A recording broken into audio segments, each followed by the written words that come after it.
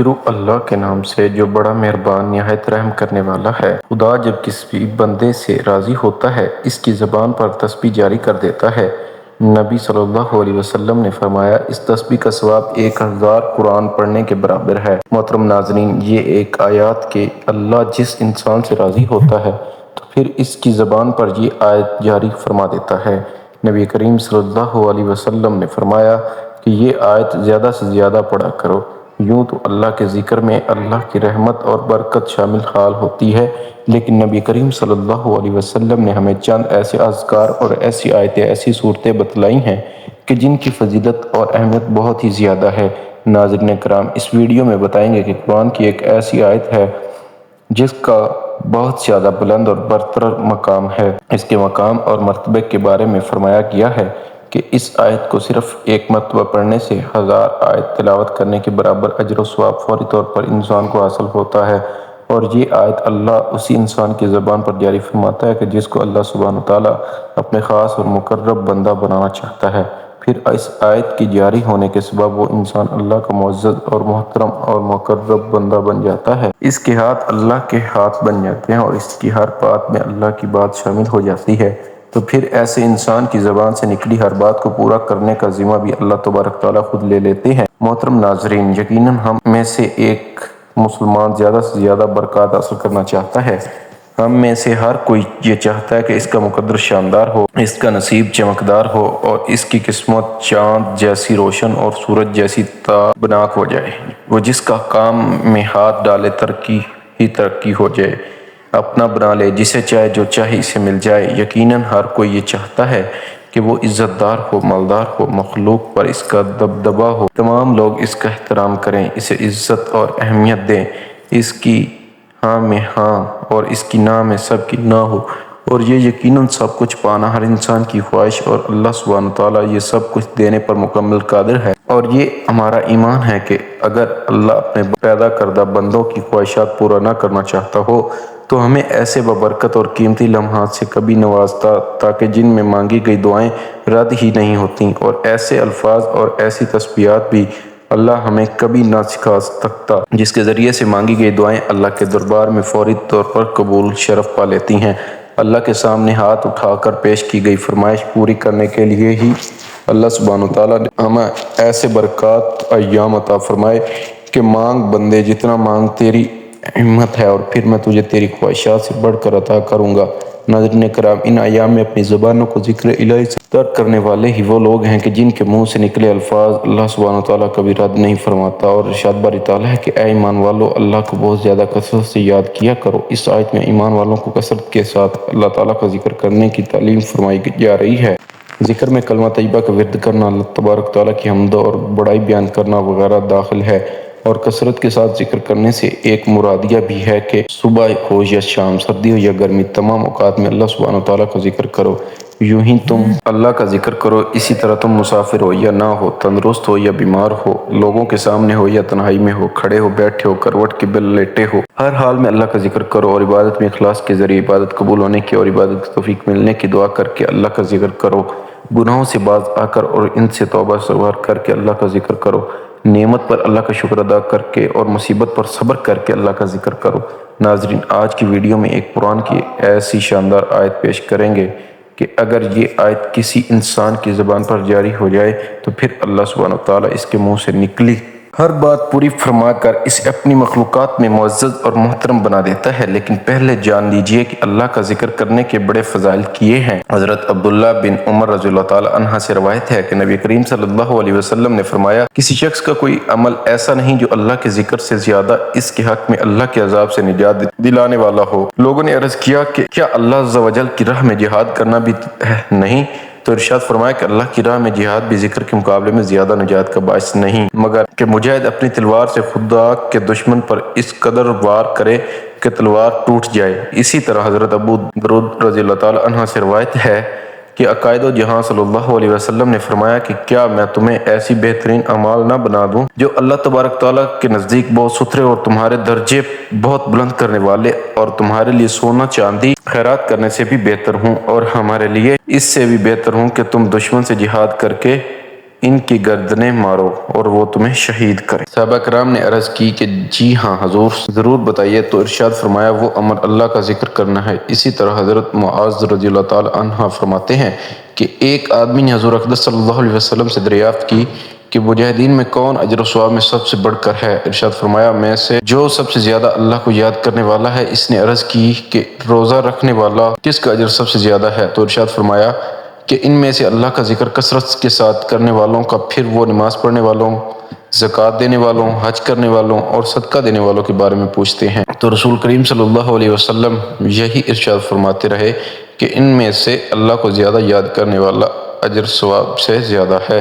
تو حضرت ابو بکر صدیق رضی اللہ تعالی عنہ نے عمر رضی اللہ تعالی عنہ سے کہا اے ابو حفظ اللہ، یاد کرنے والا سب بھلائی لے گئے؟ رسول اللہ صلی اللہ علیہ وسلم نے فرمایا ہاں وہ بھلائی لے گئے۔ ناظرین، حضور اکرم صلی اللہ علیہ وسلم نے یہ بھی فرمایا کہ جس کا دل اللہ کے ذکر میں لگا رہتا ہے، اللہ اس کے دل کو ایمان سے بھر دیتا ہے اور اسے اپنی رضا عطا کرتا ہے۔ اور ایک اور حدیث میں یہ ہے کہ اللہ تعالیٰ فرماتا ہے کہ میں اپنے بندے کے ساتھ ہوں جو وہ مجھے یاد کرتا ہے اور اس کی زبان میرے ذکر سے تر رہتی ہے۔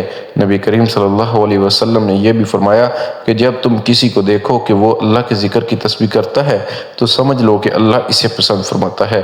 اسی طرح ایک اور حدیث کہ جب تم میں سے کوئی شخص کسی مجلس میں بیٹھا ہو اور وہاں اللہ کا ذکر نہ ہو تو وہ مجلس اس کے لیے باعث افسوس ہوگی، اور اگر وہ اللہ کا ذکر کرتا ہے تو اللہ کی رحمت اس مجلس میں نازل ہوتی ہے اور فرشتے اس مجلس میں حاضر ہو جاتے ہیں، اور پھر اللہ کا ذکر کرنے والوں کو مغفرت کا وعدہ دیا جاتا ہے۔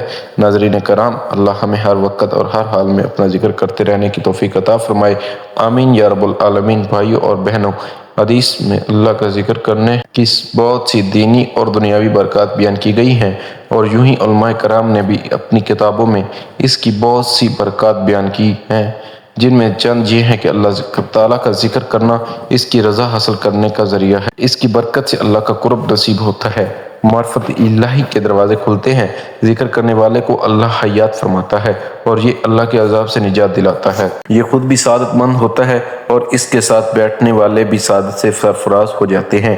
کثرت سے ذکر کرنا بدبختی سے ایمان میں ہے۔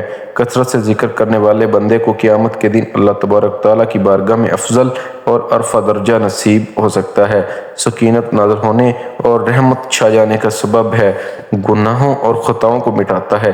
اللہ کے ذکر کی برکت سے بندے کا نفس شیطان سے محفوظ رہتا ہے اور شیطان اس سے دور بھاگتا ہے۔ تو ناظرین کرام، نبی کریم صلی اللہ علیہ وسلم نے فرمایا کہ قرآن پاک کی ایک ایسی آیت ہے جس کو ایک مرتبہ پڑھنے سے 1000 آیت پڑھنے کا ثواب حاصل ہوتا ہے۔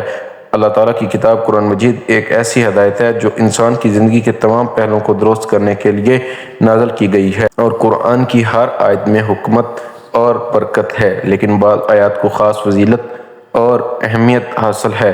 اللہ تعالیٰ ہر چیز پر قادر ہے، وہ خالق کائنات بھی ہے اور مالک کائنات بھی، وہ کسی بھی سبب کے بغیر جو چاہے نتائج پیدا کرنے پر قادر ہے، اور اللہ تعالیٰ نے جب سے یہ کائنات بنائی ہے یہ اللہ تعالیٰ کے بنائے ہوئے ضابطے اور قوانین کے مطابق چل رہی ہے۔ اللہ تعالیٰ ہر چیز پر قادر ہونے کے باوجود کسی بھی زبردستی ہدایت کو مسلط نہیں کرتا، بلکہ یہ اختیار انسان کو دیا ہے کہ وہ ہدایت چاہتا ہے یا پھر گمراہی۔ اللہ تعالیٰ کو اختیاری بندگی مقصود ہے، نہ کہ جبری۔ ارشاد باری تعالیٰ ہے اے محبوب آپ فرما دیجئے کہ حق تمہارے رب کی طرف ہے، تو جو چاہے ایمان لائے اور جو چاہے کفر کرے۔ سورۃ المدثر میں ارشاد باری تعالیٰ ہے یہ تو ایک یاد دہانی ہے، پس جس کا جی چاہے نصیب حاصل کر لے۔ قرآن پاک کی ان آیات مبارک سے یہ بات واضح ہو گئی کہ اللہ تعالیٰ نے حق کو واضح فرما دیا ہے، لیکن اس بات کے لیے کسی کو مجبور نہیں کیا کہ وہ اس کو قبول کرے۔ اگر اللہ تعالیٰ چاہتا تو انسان لازمی حق کو تسلیم کرتا اور ہدایت کے راستے پر چلتا، لیکن اللہ تعالیٰ نے یہ اختیار انسان کو دیا۔ ارشاد باری تعالیٰ ہے اگر آپ کا رب چاہتا تو زمین پر جتنے لوگ ہیں سب کے سب ایمان لے آتے، تو پھر کیا آپ لوگوں کو مجبور کریں گے وہ ایمان لانے والے ہو جائیں؟ یعنی کہ اللہ تعالیٰ چاہتا لوگوں سے ان کا اختیار واپس لے لیتا اور سب کو ایمان والا بنا دیتا، لیکن اللہ تعالیٰ اس طرح کسی کا جبری ایمان لانا مطلوب نہیں، بلکہ اللہ تعالیٰ نے حق اور باطل کو واضح کر دیا۔ اب جس کا جی چاہے حق کا راستہ اختیار کرے اور جس کا جی چاہیے گمراہی کے راستے پر چل پڑے۔ ارشاد باری تعالیٰ ہے دین کے معاملے میں کوئی زبردستی نہیں، ہدایت گمراہی سے الگ ہو چکی ہے۔ انسان کو صرف وہی چیز ملتی ہے جس کا وہ طلب ہوتا ہے۔ اگر انسان ہدایت کا طالب ہوگا تو اللہ تعالیٰ سے ضرور سیدھی راہ دکھائے گا۔ ہدایت صرف اسے ہی ملتی ہے جو اس کا طلبگار ہو۔ ارشاد باری تعالیٰ ہے، اور کافر کہتے ہیں ان پر کوئی نشانی ان کے رب کی طرف سے کیوں نہ اترے۔ تم فرماؤ بے شک اللہ جسے چاہے گمراہ کرتا ہے اور اپنی راہ اس کو دکھاتا ہے جو اس کی طرف رجوع کرے۔ اللہ پاک کا ذکر بہت بڑی چیز ہے۔ ہمیں چلتے پھرتے بھی تسبیح وغیرہ پڑھتے رہنا چاہیے۔ یہ بھی اللہ پاک کے ذکر مشغول رہنا ہے۔ اگر کوئی قرآن کریم کی تلاوت کرے تب وہ تو اعلیٰ درجے کی ذکر میں مشغول ہے۔ جو شخص رات میں قرآن کریم کی صرف 10 آیات کی تلاوت کرے گا تو وہ شخص اللہ پاک کے ذکر میں مشغول رہنے والا شمار ہوگا۔ حضرت ابو سعید خدری رضی اللہ تعالیٰ عنہ فرماتے ہیں، جس شخص نے ایک رات میں قرآن کریم کی 10 آیات کی تلاوت کی تو وہ شخص ذاکرین میں لکھا جائے گا۔ جس نے 100 آیات پڑھی تو وہ شخص اطاعت گزار بندوں میں لکھا جائے گا۔ حدیث شریف ہے جس میں حضرت ابو رضی اللہ تعالیٰ عنہ نے جناب نبی اکرم صلی اللہ علیہ وسلم سے مختلف سوالات کیے اور آقا صلی اللہ علیہ وسلم نے ان سوالوں کے جواب دیے۔ پھر انہوں نے وصیت کرنے کی درخواست کی تو آقا صلی اللہ علیہ وسلم نے جو کچھ ارشاد فرمایا ملاحظہ فرمایا۔ حضرت ابو رضی اللہ تعالیٰ عنہ فرماتے ہیں کہ میں نے کہا اے اللہ کے رسول مجھے وصیت کیجیے۔ آپ صلی اللہ علیہ وسلم نے فرمایا میں آپ کو تقوی اختیار کرنے کی وصیت کرتا ہوں کیونکہ وہ سارے معاملات کی جڑ ہے۔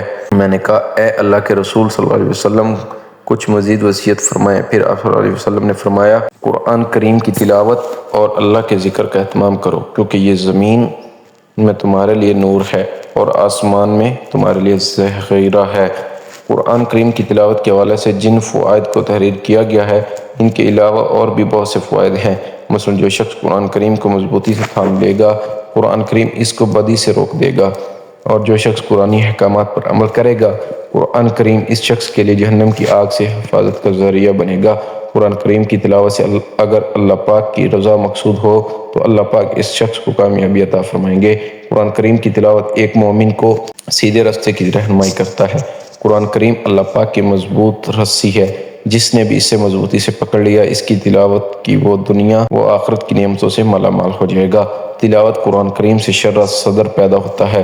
قرآن کریم کی تلاوت روحانی جسمانی بیماریوں کے لیے دعا کا کام بھی کرتی ہے۔ اللہ پاک ہم سب کو قرآن کریم کی تلاوت کی توفیق عطا فرمائے، آمین ثم آمین۔